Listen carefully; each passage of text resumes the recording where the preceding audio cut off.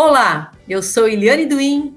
Você está no Repertório Marketing Talks. O assunto de hoje é economia da oralidade, o poder da palavra falada. Seja bem-vindo.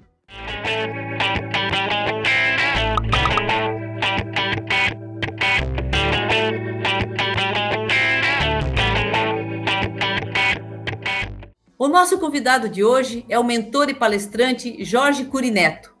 Jorge é radialista e jornalista há 49 anos, formulador da metodologia Voice Design desde 2013 e economista precursor da economia da oralidade. Possui formação e certificação internacional em coaching pela SLAC. É um estudioso e pesquisador nos campos da semiótica, da sintaxe, da semântica, da oralidade, da linguística, da fonologia, da fonética, da neurolinguística e da neurociência, incluindo psiquiatria, da hipnose, da musicalidade, da sonoridade, da filosofia, da fisiologia, das mídias convencionais e digitais, entre outras áreas da ciência. Tudo isso resultou no seu reconhecimento pelo COFECOM como economista precursor dessa área econômica, a economia da oralidade. Olá, Jorge, tudo bem? É um privilégio, Eliane Duin, estar sendo entrevistado por você, minha colega de muitos anos, de FESP, a Faculdade de Estudos Sociais do Paraná, no curso de Ciências Econômicas, Então, realmente é uma honraria estar sendo hoje entrevistado, interagindo com Eliane Duin. Obrigada, Jorge. É um prazer ter você aqui conosco. E eu fiz uma leitura sobre esse tema, a economia da oralidade, e a minha leitura é que se dá pouca importância, de uma maneira geral, ao fato de que o uso econômico da fala pode gerar riqueza, isto é, o uso econômico das palavras para nos comunicarmos com o outro através da objetividade, da síntese, das entonações certas, da estética da voz, etc., pode, sobremaneira, contribuir com a credibilidade e autoridade sobre tudo que expressamos através da fala. Jorge, nos explique aí o que é a economia da oralidade. Em primeiro lugar, esse ponto que você está abordando inicialmente, ele vai muito além de você perceber o valor econômico da oralidade. Isso é justamente a novidade que a economia da oralidade está apresentando. Finalmente, a economia da oralidade foi constituída e está existindo hoje com uma vitalidade muito grande. Em apenas 2 anos, ela tomou proporções muito grandes. No Conselho Federal de Economia, o COFECOM, que você citou, já foi realizado um primeiro curso em 2020, depois um segundo curso em 2021, portanto, 2 cursos de introdução à economia da oralidade.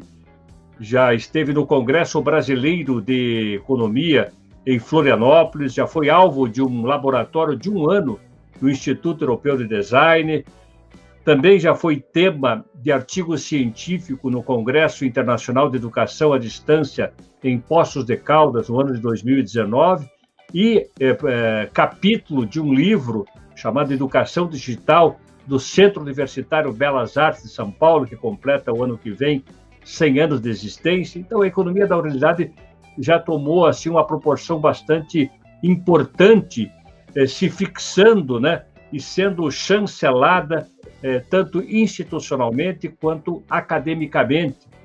Eu cito também a USP, na Escola de Comunicação e Artes, eu cito a Escola Superior de Propaganda e Marketing, a Universidade Nacional de Brasília, que deram respaldo acadêmico, força, vamos dizer, para com o tema economia da oralidade. Bom, na verdade, vamos dizer, a questão que você aborda, em primeiro lugar, é muito mais profunda. Basicamente, a escola ocidental, a partir da antiga Grécia, onde havia a escola da retórica, que era muito difundida, e num certo ponto da antiga Grécia, com a conquista dos espartanos, que eram povos dedicados à guerra, em relação aos atenienses, que eram povos dedicados à filosofia, a partir desse ponto histórico, a escola da retórica foi substituída pela escola do direito. E, a partir desse momento, a escola ocidental jamais ofereceu um ensino organizado e estruturado sobre oralidade. Então, o desconhecimento, de uma maneira geral, das pessoas em relação ao tema oralidade, eu não estou falando ainda da economia da oralidade, que é muito mais recente, né, de 2 anos para cá.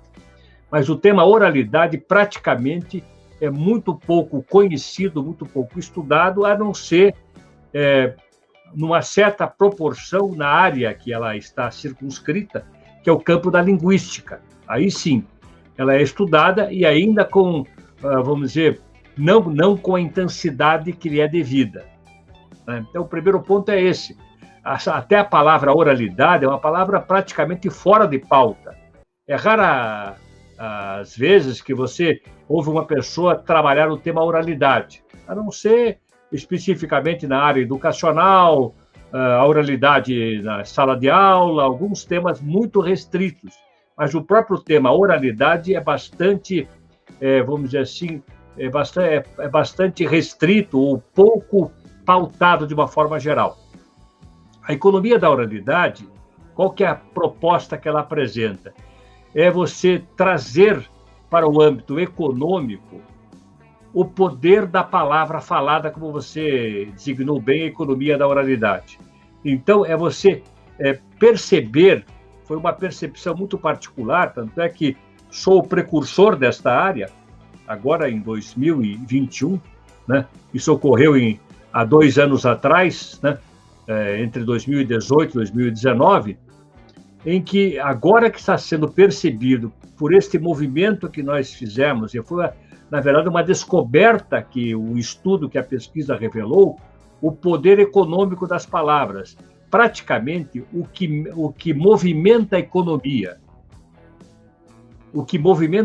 de uma forma geral, justamente é o uso das palavras, é o uso da voz. Uhum. Por isso que a gente coloca sobre o ponto de vista econômico. O que movimenta, vamos dizer, o poder motriz da economia é por meio das palavras. Porque a palavra tem uma conotação muito forte. Se buscarmos aí a visão judaica-cristã, por exemplo, que diz lá no Gênesis, que Deus disse, está escrito lá, fiat lux, ou seja, haja luz e houve luz. Então você vê o poder da palavra. A palavra precede a luz. A palavra é geradora da vida, né? Lá no Evangelho de João, você tem, no princípio era o verbo. Quer dizer, o que tinha lá no princípio? Era o verbo, era a palavra. A palavra estava com Deus, a palavra era Deus. Todas as coisas foram feitas por meio dela, a palavra, e sem ela, a palavra, nada do que foi feito se fez. Esta é a sentença lá dos evangelhos, nessa visão judaica-cristã.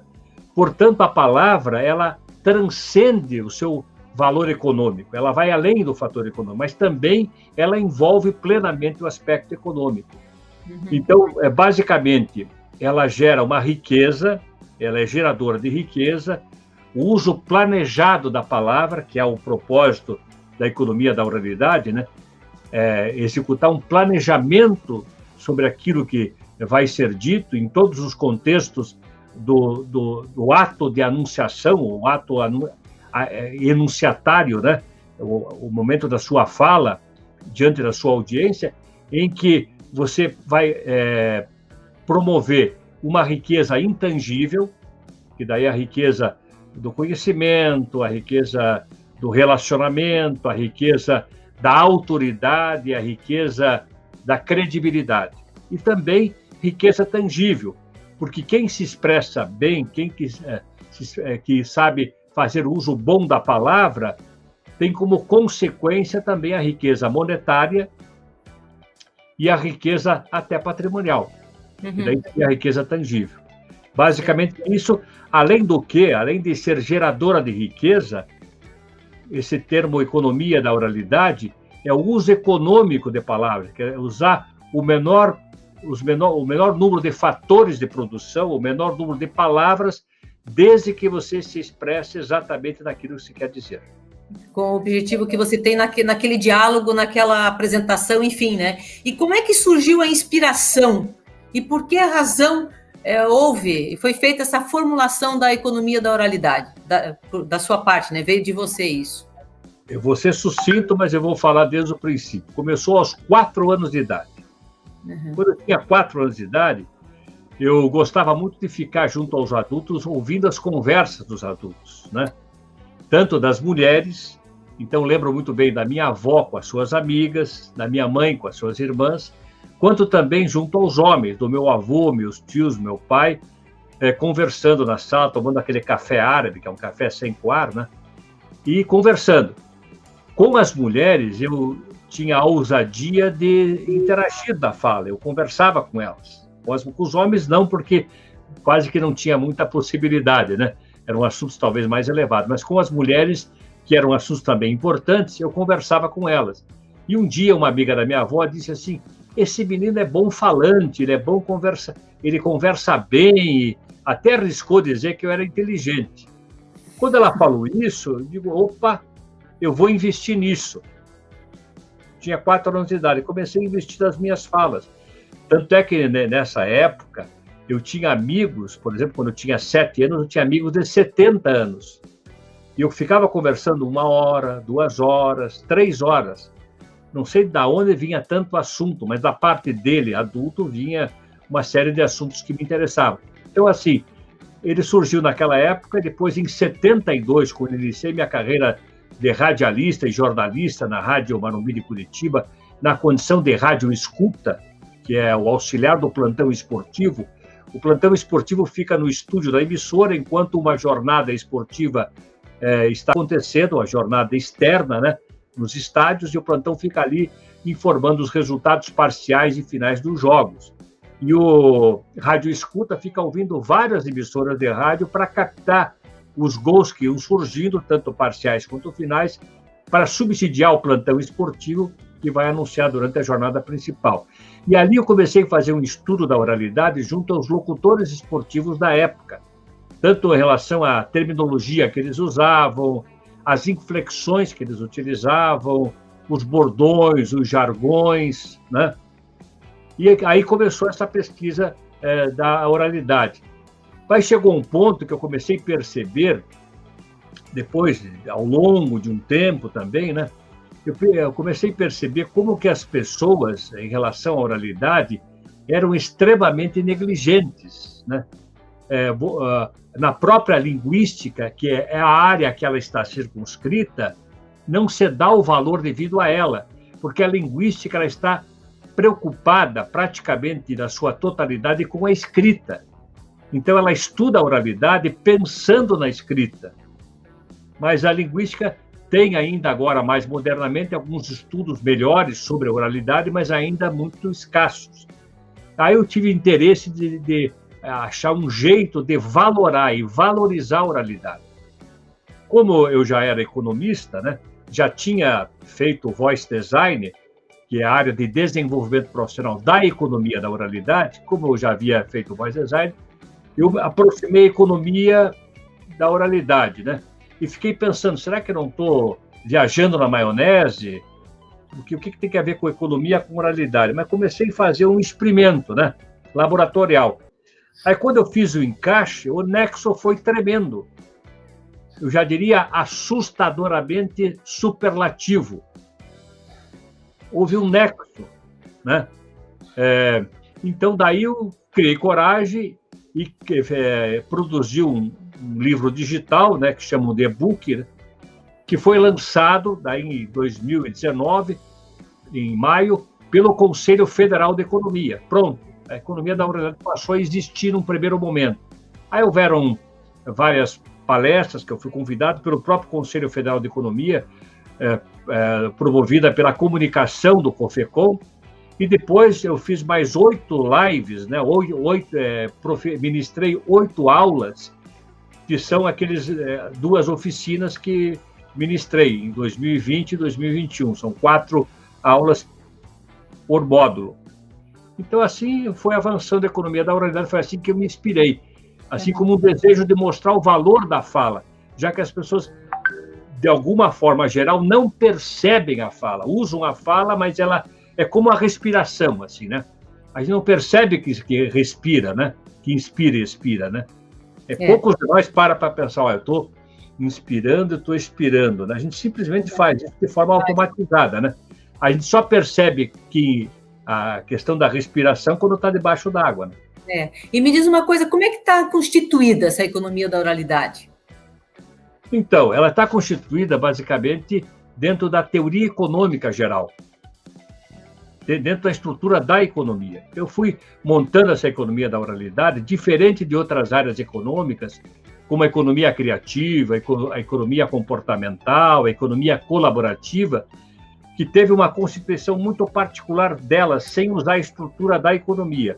Então, eu comecei a usar essa estrutura com os fatores de produção da economia da oralidade, com os setores de produção da economia da oralidade, os agentes econômicos da oralidade, os agentes econômicos públicos, os agentes econômicos, entidades e empresas, né?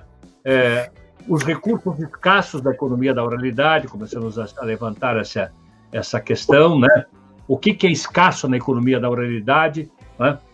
A análise econômica da oralidade, quer dizer, a produção, a distribuição, o consumo, né? A lei da oferta e da demanda na economia da oralidade. Realmente é um tema, pelo que você está falando, que requer um estudo muito profundo e várias áreas do conhecimento para você poder constituir, digamos assim, uma nova ciência, que é disso que a gente está falando, né? É uma nova ciência. Eu estou constituindo uma nova ciência, estou constituindo uma nova teoria econômica. Isso. Por isso que é ciência. Ela tem muito de filosofia, porque assim a base da economia da oralidade tem o lado da performance e tem o lado comportamental.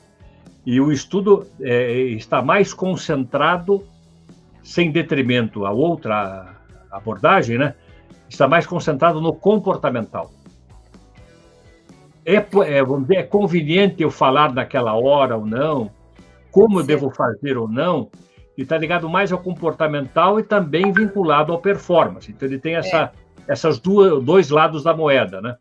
O que eu gosto muito de toda essa teoria é o fato de poder colocá-la em prática e extrair dali benefícios, né? Então, eu, enfim, já conheço alguma coisa, temos conversado há algum tempo, e eu percebo assim que quando a gente fala dessas questões até comportamentais, é muito importante, porque nós temos que aprender muito na questão de como falar, de saber escutar, enfim, a gente já vai, na sequência, falar sobre isso. Mas quais os propósitos principais, então, como teoria econômica, quais os principais propósitos da economia da oralidade? Um pensador já disse, não há nada mais prático do que uma boa teoria. Então, se alguém tem aversão à teoria, essa pessoa está equivocada com a sua percepção da vida, né? Porque toda a prática está embutida nela a teoria. Toda a prática está embutida na teoria. A não ser num caso excepcional, que nem convém a gente abordar, quando a pessoa está fora do seu juízo, onde ela faz práticas que não tem teoria. Mas mesmo assim, talvez até tenha, no caso extremo desse, né? Mas toda a prática tem teoria. Então, a teoria é algo muito importante. E nada mais prático do que uma boa teoria. Quando a teoria é boa, ela é prática. Então, talvez esse excessivo desejo da prática, eu quero uma coisa prática, eu quero uma coisa prática, tem sua validade, mas você não pode prescindir da teoria. Então, qual é o propósito da economia da oralidade? É permitir que, através do voice design, que é o projeto da voz, que é o planejamento da voz e, por extensão, é o planejamento da fala, cujo voice design é a área de desenvolvimento profissional da economia da oralidade, é uma área que se ocupa da metodologia prática. Qual que é a questão prática da economia da oralidade? O primeiro aspecto importante que eu vejo, que aí é o que nós já falamos anteriormente, é você ganhar consciência sobre o fenômeno da oralidade, perceber que ela existe. perceber que o fenômeno da oralidade existe e perceber como ele funciona, né? Ao invés de você simplesmente falar por falar, ouvir por ouvir, de forma automatizada, com muito pouco nível de consciência. Então, de você ser perceptível sobre o fenômeno, seria um primeiro ponto importante. É um ganho. A partir do momento que você começa a prestar atenção nas tuas falas e nas tuas escutas, você não volta mais ao teu estado original. Então, assim, simplificando um pouco, de forma sintética, o que é o voice design. O voice design, nós criamos uma fórmula, que é uma fração matemática, só para você ter uma ideia do que é o voice design, que você tem no numerador, né? Você tem no numerador a gestão da escuta. Então, primeiro parte da escuta. O que é diferente, por exemplo, de cursos de oratória, que vem a ser a arte da persuasão, e que faz com que o indivíduo crie um personagem para poder falar em público, ou em apresentações, etc., né? Aqui não, aqui você, a partir da sua autenticidade, genuinidade, você vai falar em público, sem criar personagem. Aliás, eu ia te perguntar a diferença entre oralidade e oratória, porque quem está nos ouvindo já com certeza essa dúvida já surgiu, e você agora conseguiu fazer essa distinção clara, né? Que a oratória é a capacidade, que você está falando da persuasão, né? Naquilo que você fala. E a oralidade por favor. A oratória, na verdade, é a arte da persuasão, que não pode prescindir de uma audiência. Então, aqui entre nós não tem oratória, porque só estamos nós dois. Claro que tem uma audiência que está nos escutando, né? Mas sim, a oratória, ela não pode prescindir da audiência. A oralidade é o fenômeno que começa no 4º mês e meio de gestação, quando estávamos no ventre de nossas mães. Ela começa a incidir ali. Então, a oralidade é o universo desse campo, né? Então, ele começa nesse período, aos 4 meses e meio de gestação, vai incidindo sobre você, semelhantemente àquele fenômeno do Gênesis, do Fiat Lux, ela incide sobre nós antes de nós vermos a luz. Só depois é que vem o primeiro choro e que a gente passa a ver a luz depois que nascemos. Então, ela é o universo geral. Então, a oratória é um gênero da oralidade. Assim como a retórica, a oratória é um subproduto da retórica, né? Também é um gênero da oralidade, assim como a literatura é um gênero da oralidade, e assim por diante. Né? Então, a oralidade é o campo mais amplo possível. Então, nesse caso aqui, para ser prático, assim, para quem está nos assistindo, né? A gente tem no numerador a gestão da escuta. E essa gestão da escuta, a gente criou 4 categorias. Tem a escuta interpessoal, que é você ouvindo o outro, o seu interlocutor. Por exemplo, entre os vários elementos que compõem a gestão da escuta interpessoal, tem a habilidade de você interpretar a intencionalidade dos códigos sonoros emitidos pelo seu interlocutor. Então, a nossa proposta é uma proposta transconvencional. Então, você não vai ter isso na literatura facilmente, porque é uma criação que surgiu a partir desse trabalho e na construção dessa metodologia. Então, você vai começar a ouvir as pessoas de forma consciente, né? Tentando interpretar a estética vocal com que a pessoa está proferindo as palavras que está dizendo. Para que você tenha, com isso, uma empatia profunda com o seu interlocutor. Entenda como que ele funciona como pessoa e o que cada palavra entoada quer dizer, porque quem dá sentido para a palavra é a entonação que você dá a ela. Se você mudar a entonação, você muda a própria palavra. Por exemplo, a palavra não, ela pode ser uma negação, como sim pode ser uma afirmação, mas ela pode, tanto não quanto sim pode ser um talvez, tanto não quanto sim pode ser um não com um jeito de sim e um sim com um jeito de não. Então, esse é um aspecto. Aí tem na gestão da escuta intrapessoal, você aprender a ouvir-se a si mesmo. Seria uma autopsicanálise, você ouvir o que você diz a você mesmo. Qual o seu nível de generosidade que você tem com você mesmo.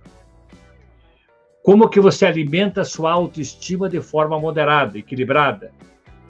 Ou como que você lida com as suas crenças limitantes, incluindo as suas autossabotagens. Temos uma quarta categoria, que é ouvir o silêncio. Então, aprender a ouvir o silêncio. Por exemplo, 1 minuto de silêncio equivaleria, sob o ponto de vista da audição, né, da percepção, 1 minuto de silêncio equivale a uma palestra de meia hora, quem sabe até 1 hora. Porque como você não está verbalizando a palavra fisicamente, o silêncio rapidamente te traz um discurso em 1 minuto. Então, ouvir o silêncio, o que o silêncio está dizendo. E uma quarta categoria é você ouvir durante o ato de leitura. Porque ler, já foi provado pela ciência, né? Tem estudos médicos profundos sobre isso, ler significa ouvir. Então, quando você consegue escutar a partir da relação com o texto, entrar em diálogo com o autor e com o texto, esse é um ganho que você tem na gestão da escuta. Embaixo, você tem daí o denominador. Aí você tem o design da vocalização. No design da vocalização, normalmente a gente aprende a falar quando é criança, né? Depois passa pela fase da adolescência, né? Onde a voz acaba sofrendo algumas alterações, principalmente o gênero masculino, mas também o feminino. E você consolida a sua fala, né? a sua maneira de vocalização na fase adulta. Mas, normalmente, a gente tem uma única vocalização. E as pesquisas apontam, né, na teoria e na prática, né, que nós temos dezenas de vozes que não as conhecemos. Nós temos dezenas de vozes. Então, esse design da vocalização permite o mentoreado, né, a descobrir as suas múltiplas vozes, com o intuito de você ganhar capacidade de musicalizar e de melodizar a sua fala, para que você consiga expressar a exata intencionalidade que você quer com as suas entonações, com a estética da voz. Que é um trabalho que você faz, inclusive, né, de mentoring, para orientar as pessoas nessa uso adequado da entonação. Perfeito? Isso, aí vem a declamação de poesias, a narração de metáforas, a contação de histórias, né? Justamente você desenvolver essa capacidade. Porque as pessoas, por força de uma ausência quase absoluta em toda a civilização ocidental, elas não tiveram esse ensino organizado e estruturado na escola.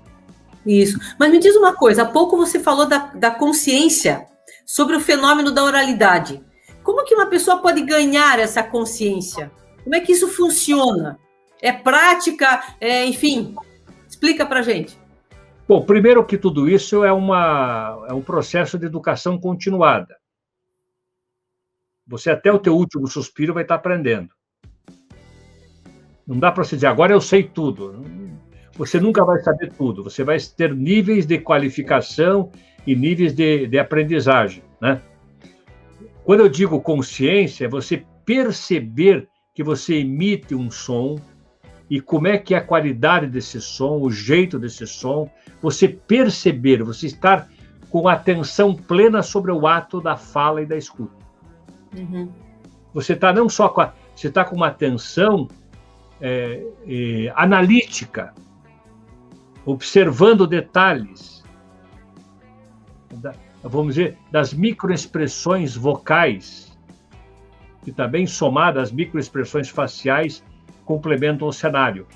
Então, tem a comunicação não verbal que também trabalha junto, né? Trabalha junto.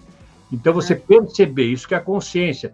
Porque normalmente a gente fica falando e tal, o que você está fazendo? Eu pergunto para a Eliane, eu estou fazendo uma entrevista com o Jorge.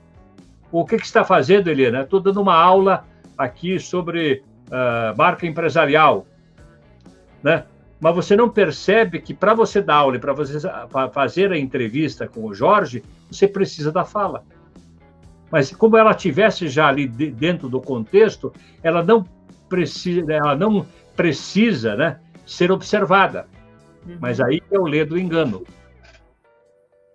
Bom, aí no denominador você tem o design da vocalização, mais o design da síntese, que é a composição de repertório. Então, a instrução para o mentoreado é que ele procure criar a disciplina de construir o seu repertório de sínteses. Aos poucos, lápis e papel na mão, constrói o repertório um por um, vai anotando, vai registrando as suas sínteses, os seus enunciados, as suas sentenças, vai compondo a sua fraseologia. Até eu aconselho, fazendo uma comparação com os provérbios de Salomão, que foi considerado o maior sábio do mundo, né? Que cada um de nós tenha os seus provérbios. Então, é perfeitamente interessante que a Eliane tenha os provérbios de Eliane, os provérbios de Jorge. Por que só o Salomão? Né? Então, você pode, nessa composição dos teus provérbios, das suas sínteses, você pode compor a partir da sua própria percepção e a sua própria composição, como você pode adotar o provérbio de quem você queira. Mas é importante que você tenha ele com você. Entendi. Né? Para que na hora que você for estar em público, estar no momento de uma fala, tudo isso que você preparou de forma trabalhosa, ele vai surgir para você sem fazer a mínima força. As frases vão vir na sua cabeça sem você fazer força. E aí vai enriquecer, você vai gerar riqueza através das suas falas, através do seu processo de verbalização. O resultado de tudo isso é o design da oralidade. Dessa equação que você acabou de explicar. Dessa equação, dessa fração matemática. Sendo que nós temos 2 ouvidos, então a gestão da escuta vale 2. Nós temos embaixo uma voz, então vale 1. Mais uma síntese por vez, vale 1. Então é 2 sobre 2, que é igual a 1. Que é o design da oralidade. Que é a capacidade de você fazer a projeção, e essa projeção com duplo sentido, de tudo aquilo que você preparou na forma de voz, para você comunicar com exatidão e com a precisa intencionalidade do que você quer comunicar. Entendi. Perfeito. Eu gostaria agora, vou fazer a última pergunta da primeira parte dessa nossa entrevista aqui. E depois... um prazer enorme, o privilégio é meu. É tão longa a conversa que a gente vai dividir em 2 partes. Então, eu vou até deixar um gostinho de quero mais, mas antes eu já vou dizer o que é que a gente vai tratar na segunda parte, mas vamos aqui para a última questão, porque você também falou em como a palavra implica nas relações humanas. O que o fenômeno da oralidade tem a ver com a força da palavra? Acho que você até já respondeu em parte, mas para a gente fechar esse bloco.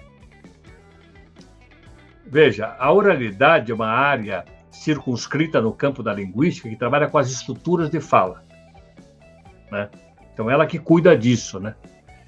Então, ela, vamos dizer, é a área que vai promover essa composição, né, da sua própria fala, esse planejamento da sua própria fala. Né? Então, assim, o poder da fala, ele não está na verbalização apenas, porque a palavra, no contexto geral, há pesquisas científicas sobre isso, referentemente a questões emocionais, né? A palavra é a parte mais frágil da comunicação. Por exemplo, numa comunicação geral, nós temos, no aspecto, vamos dizer assim, geral da expressividade do indivíduo, né? Da facialidade, das expressões faciais e outros elementos, né? Da gestualidade, você tem 55% de toda a comunicação. A entonação corresponde a 38%. Então, o tom de voz é 38%. E a palavra dita sobre o contexto emocional, que em última análise é o que viabiliza a comunicação, é 7%. Então, entre outras duas, chega a 93%, que é o não verbal. E o verbal, propriamente dito, é 7%. Por isso que é o não verbal, a entonação que vai dar sentido para o verbal. Certo. Perfeito. Então, olha só, nós vamos no segundo bloco dessa nossa entrevista, para quem está nos assistindo e viu até agora, no segundo bloco nós vamos falar dos desafios que a economia da oralidade busca resolver e solucionar. E também, de modo prático, quais os benefícios que a economia da oralidade proporciona. E também a estrutura do voice design como área de desenvolvimento profissional. E nós vamos também ver como planejar a fala para ter poder econômico, entre outros assuntos. Então, se você quiser participar desse nosso diálogo aqui, mandando perguntas, tirando as suas dúvidas, entra no blog Repertório Marketing Talks e mande lá as suas mensagens, por favor. Jorge, para encerrar esse bloco, faça suas considerações finais, porque a gente retorna daqui a pouco. Olha, foi um privilégio aqui estar com vocês. Eu quero alertar assim a quem está nos assistindo que preste atenção nesse universo, porque ele tem um impacto sobre nossa vida muito forte. A gente não tem consciência do que significa as coisas que a gente diz, e depois da palavra dita não dá mais para recolher de novo, né? Tem até uma sentença bíblica, né? Lá em Tiago, que diz assim: a morte e a vida estão no poder da língua. A morte e a vida estão no poder da língua. Portanto, esse tema é uma questão de vida ou morte. Esperamos, eu e o Jorge, que vocês tenham nos acompanhado até aqui e que continuem depois assistindo a segunda parte. Quero fazer um convite para que vocês se inscrevam no nosso canal no YouTube, aperte lá o sininho, siga-nos nas redes sociais, cadastre-se no nosso blog. Toda semana tem novidades sobre marketing, comunicação e branding. Um abraço e fiquem bem. Até logo.